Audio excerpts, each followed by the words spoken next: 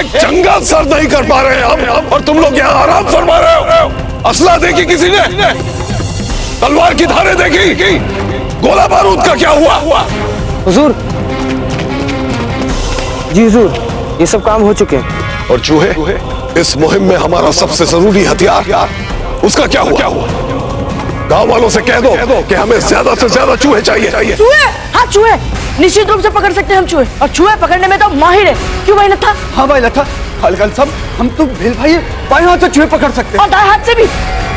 अच्छा, एक काम करो, तुम सब हमारे लिए एक एक थैला चूहा पकड़ कर लाओ, और अगर तुम सबने ऐसा किया तो इंशाल्लाह हम तुम सबको अपनी छावनी में पनाह देंगे। वैसे हुजूर, हम केवल अपनी जिज्ञासा के लिए पूछ रहे हैं। आप इतने सारे चूहों का करोगे क्या? लगता है कि तुम अपने भाइयों में सबसे ज्यादा सवाल पूछते हो। ये खंजर देखा है? बस हुजूर, आप लोगों में यही एक समस्या है, बात बात पर आप खंजर दिखाने लग जाते हैं। हम तो अपनी जिज्ञासा के लिए पूछ रहे थे। यदि आपको नहीं बताना तो मत बताइए, हमें कोई आपत्ति नहीं हुजूर। चलो भाई नत्था, अत्ता पत्ता, चलो चलो। आजिम, फौरन सारे हथियारों को व्यवस्थित करवाओ, क्योंकि किसी भी वक्त हुजूर बैरम खां यहाँ पर नजरसानी करने के लिए आ सकते हैं। हुजूर, असला और बारूद मुआयने के लिए तैयार है। चलो।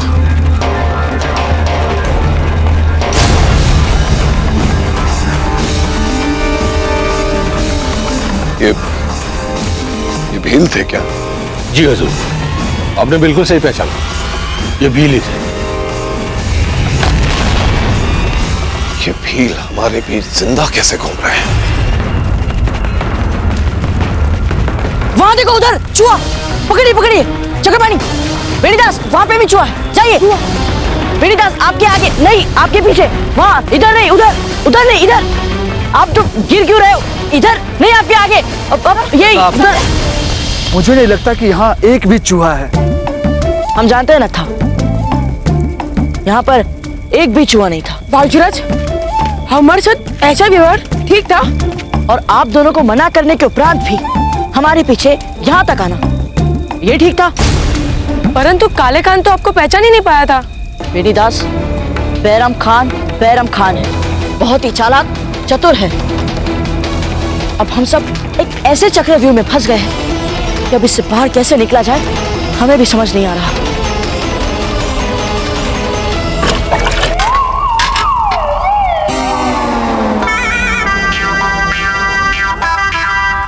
राव सुल्तान, कोई आपको देख नहीं रहा है।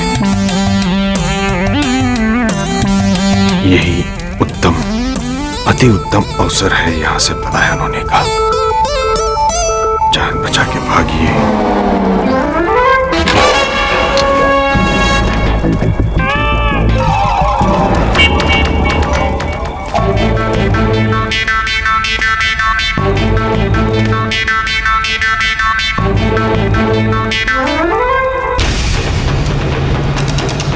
बाबूजीराज, भूल तो हो ही गई हमसे।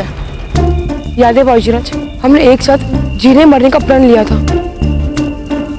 साथ साथ चूहे पकड़ने का तो प्रण नहीं लिया था ना? अब वो सब छोड़िए और सुनिए, हम में से कोई एक जाकर ये पता लगाएगा कि बैराम खान की इन चूहे को पकड़ने के पीछे का उद्देश्य क्या है, और बाकी सब यहाँ चूहे पकड़िए। मैं जाकर पता लगाता हूँ। नहीं, आप नहीं जाएंगे। आप यहाँ इन लोगों के साथ चूहे पकड़िए, हम जाकर पता लगा कि बैरम खान की योजना क्या है। तुम जानते हो ना ये भील गद्दार है, तो तुमने इन्हें यहाँ छावनी में आने की इजाजत कैसे दी? इन्हीं की वजह से हमें जंगल छोड़कर पीछे हटना पड़ा था। और तुम सिपाहियों, जाओ और खत्म कर दो इन्हें इसी वक्त। रुक जाओ, कोई नहीं जाएगा। काले खान, हुजूर माफी चाहता हूँ, लेकिन ये भील हमारे वफादार भील है हुजूर। वफादार भील? जी, नत्था याद है आपको? हुजूर, ये वही नत्था है जिसने उस दिन परिंदों के ऊपर अपने गुलेल से निशाना लगाकर उन्हें घोंसले से उड़ाया था। और हमें खतरे के लिए आगाह किया था। हुजूर, मुझे अभी भी पूरा इत्मीनान है कि हम अपने फायदे के लिए इसका इस्तेमाल कर सकते हैं, क्योंकि इसको जंगल के चप्पे चप्पे के बारे में खबर है। और बाकी के 3 कौन थे? वो तीनों उसके भाई थे हुजूर। आजकल हम अपने साये पर भी भरोसा करना छोड़ चुके हैं। बुलाओ उन सबको, हम खुद देखेंगे। हुजूर।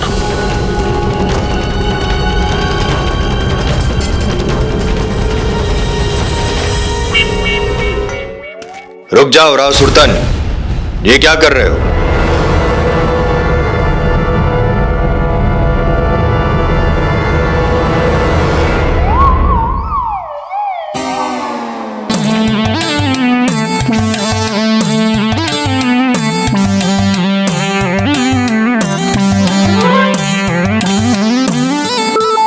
हम भी बूंदी नरेश राव सुरतन है। राव सुरतन? तो हम कौन? प्रश्न मत पूछिए, हमारे प्रश्न का उत्तर दीजिए। क्या आपकी ये मंशा नहीं है कि आप उदय सिंह जी की हत्या करें और समस्त मेवाड़ पे अपना वर्चस्व बनाएं?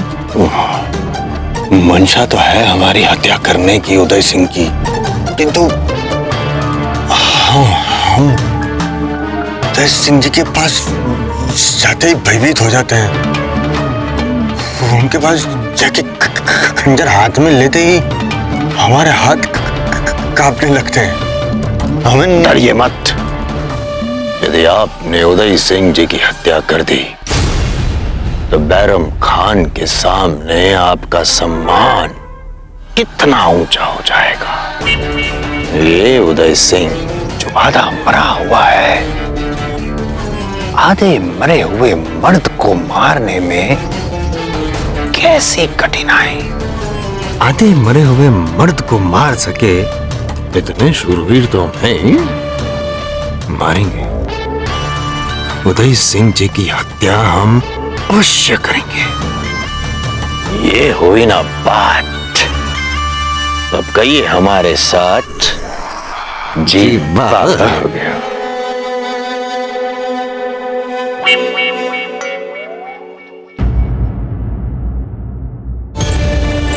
राणा जी को कुछ नहीं होगा, ये आपका भ्रम है। क्यों जीजा? आपका स्वप्न सत्य, हमारा स्वप्न भ्रम। यदि यही सपना आप देखती तो रात रात भर जग के एकलिंग जी के मंदिर में जागरण करती ना, ताकि पूरी दुनिया को यह पता चल जाए कि मेवाड़ की महारानी और राणा जी के बीच में अद्भुत आत्मीय तार जुड़े हैं। हम तो ये सब कुछ भी नहीं कर रहे हैं। हम सिर्फ ये कह रहे हैं आपसे कि हम एकमात्र पत्र भेजना चाहते हैं राणा जी को, ताकि हमें यह पता चले कि वो सकुशल है। पर हम समझ सकते हैं आप व्यर्थ में परेशान हो रही हैं। इसलिए परेशान हो रही है क्योंकि आप जानती हैं कि यदि हमने पत्र भेज दिया तो आपकी स्थिति राणा जी के सामने नीचे हो जाएगी। इतना छोटा सोचती हैं आप। बेना!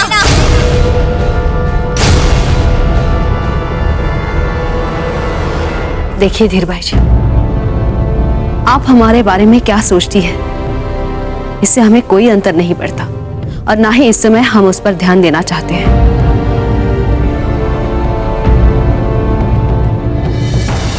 राणा जी ने सोच समझकर हमें राजकोष सहित चुपचाप यहाँ बिचौलिया भिजवाया है। किसी को कानों कान सूचना तक नहीं है कि हम यहाँ हैं। आपके यहाँ से युद्ध भूमि में एक संदेश भेजने से मेवाड़ के गौरव और संपदा को सुरक्षित रखने के इस गुप्त और संवेदनशील अभियान के सारे प्रयासों पर पानी फेर सकता है। यदि आपको किसी संदेश वाहक पर भरोसा नहीं तो हम पर तो भरोसा है ना। हम जाएंगे बूंदी। धीर भाई जी, हमें लगता है आपका मस्तिष्क संतुलन ठीक नहीं है। आप बूंदी नहीं जाएंगे और ना ही हम आपको बूंदी जाने की अनुमति देंगे। यदि आपने हमें रोका या किसी ने भी हमें रोका तो हम ये विष खाकर अपने प्राण ले लेंगे जीजा। धीर भाई जी,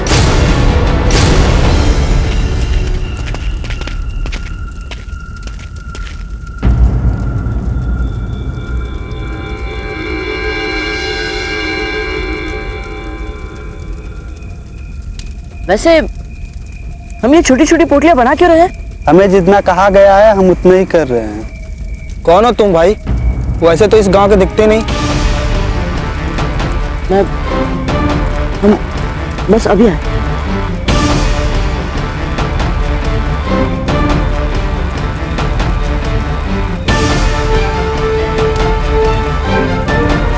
इससे हमें बैराम खान की विस्तृत योजना पता नहीं चलेगी। हमें पता लगाना ही होगा कि बैराम खान ने अपने शस्त्र कहां छिपा कर रखे हैं। हमारे पास एक संदेश वाहक है जिस पर पूरी तरह से भरोसा किया जा सकता है, और वो धीरबाई जी का संदेश भूमि तक ले जा सकता है। नहीं हंसा, इसमें बहुत बड़ा संकट है। तो फिर हम चले जाएंगे जीजा।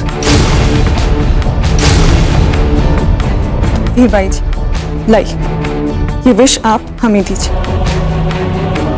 और आप जाकर राणा जी के लिए पत्र लिखिए। हमारा विश्वास कीजिए, हम अपने विश्वसनीय संदेशवाहक के हाथों आपका संदेश बूंदी तक अवश्य पहुंचाएंगे। हमारी सहायता करने के लिए और हमारी व्यथा समझने के लिए हम आपके आभारी हैं हंसाबाई जी।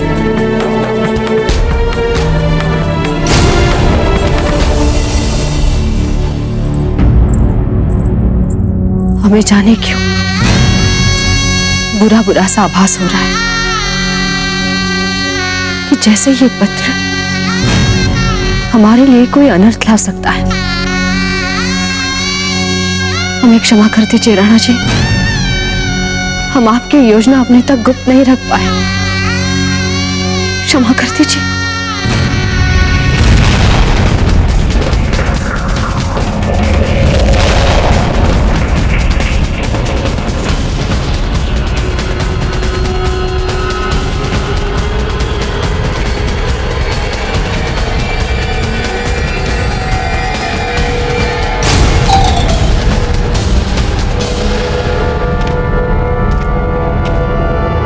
इतनी देर लग गई तुम्हें जल लाने में?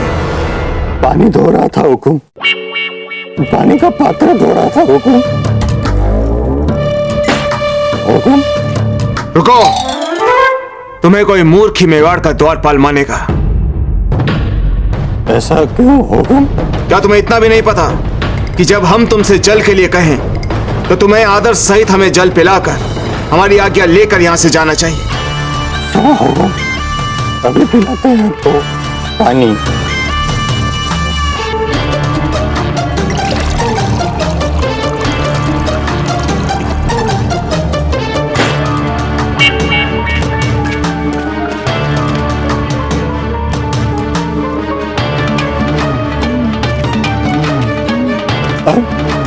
आप क्षणिक विश्राम कीजिए हुकुम, आप क्षणिक सो जाइए हुकुम, ताकि हम हमेशा के लिए आपको सुला सके।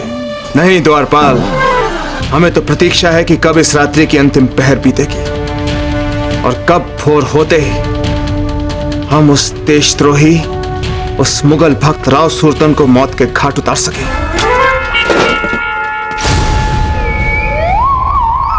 तुम्हें क्या हुआ? गमे की बीमारी है हुकुम, सांस लेने में कष्ट हो रहा है। यदि आप आज्ञा दें तो हम खुली हवा में जाकर जाइए यहां से।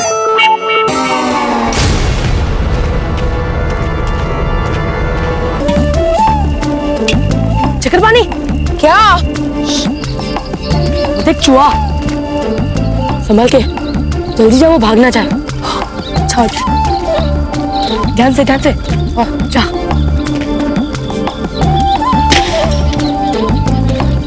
चक्रपाणी, गया चूहा।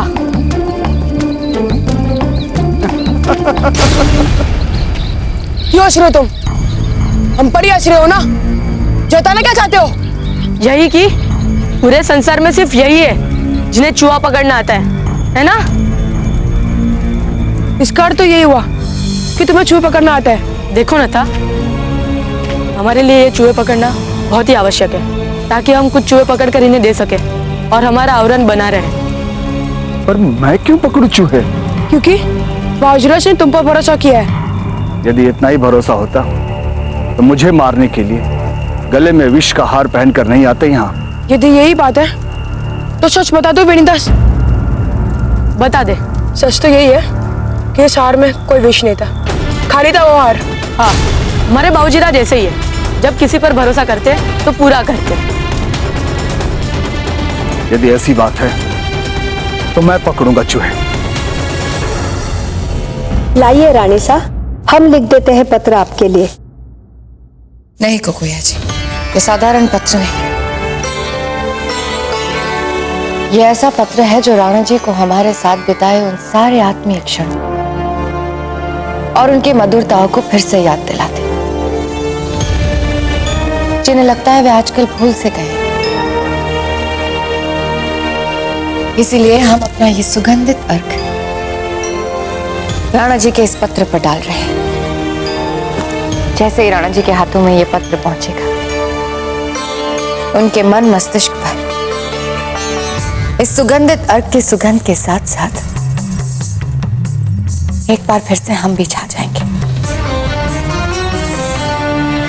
और वे जयवंता जीजा पर अनुराग उंडेलना बंद कर देंगे।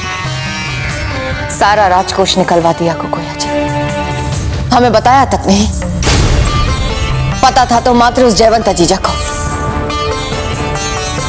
ऐसा अपमान हम नहीं सहे।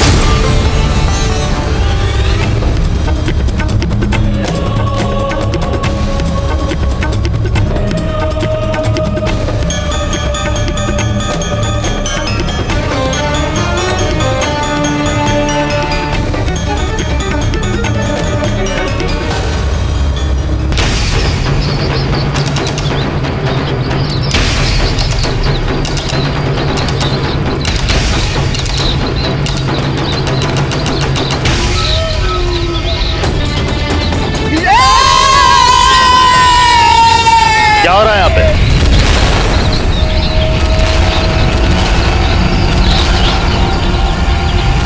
और तुम्हारा चौथा भाई कहाँ पे है? काले खान साहब, मैंने उससे पास वाले जंगल में चूहे पकड़ने के लिए भेजा है। क्या है कि अब यहाँ चूहे नहीं बचे, बस वो आता ही होगा। हुजूर बैरम खां तुम सबसे मिलना चाहते हैं, वो जैसे ही आता है उसको लेकर के चले आना, क्योंकि हुजूर आला को इंतजार करना अच्छा नहीं लगता। ठीक है।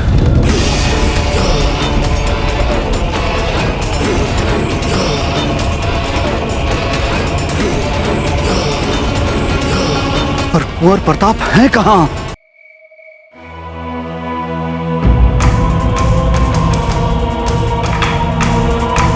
तो इतनी बड़ी सेना है, इससे लड़ना संभव नहीं है। ये बैरम खान बहुत ही चालाक और चतुर है। ये अपनी विशाल सेना के साथ संपूर्ण राजपुताने पर आक्रमण के लिए आया है। परंतु चूहों को लेकर इसकी क्या योजना है?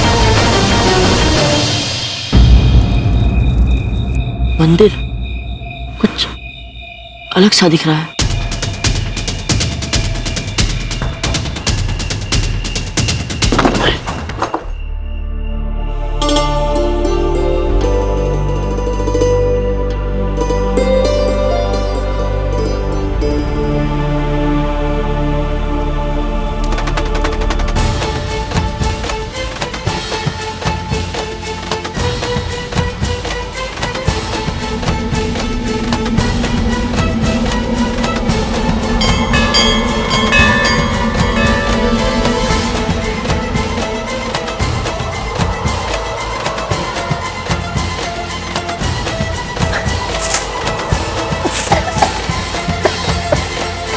मेरे बहादुर जंगजू साथियों, तैयार हो जाओ एक नई जंग के लिए। एक नई फतेह की इबारत लिखने के लिए। जैसे ही हमें अपनी मुहिम की जरूरतों के मुताबिक चूहे मिल जाएंगे, हम भीलों के जंगल पर हमला कर देंगे। सारे सिपा सालार अपने दस्तों को आगाह कर दें। यलगार हो, यलगार हो, यलगार हो, यलगार हो।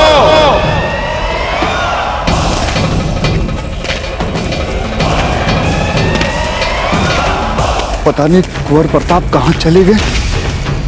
उन्हें तो ये पता भी नहीं हुआ कि बैराम खान उनके निकट आता जा रहा हो।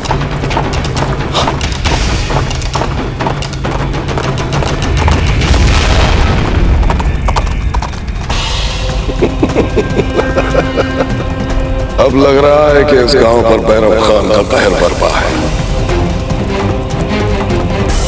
कल तक जो गांव खुशहाल और आबाद था वो आज महज चूहे पकड़ने वालों की टोली बनकर रह गया है। टोली।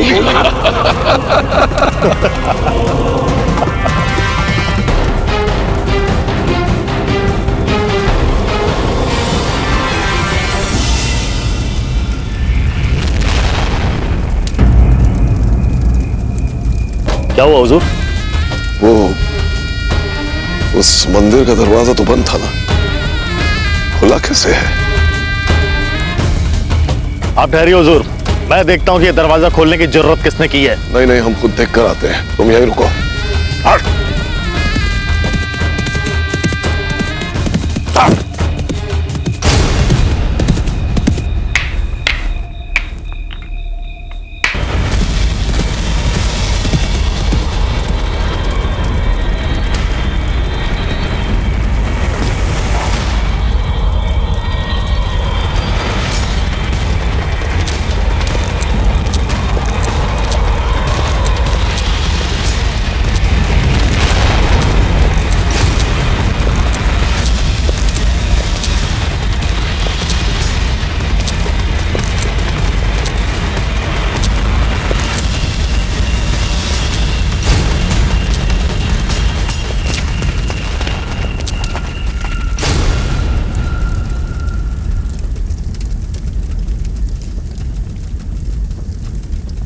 कौन है? कौन है?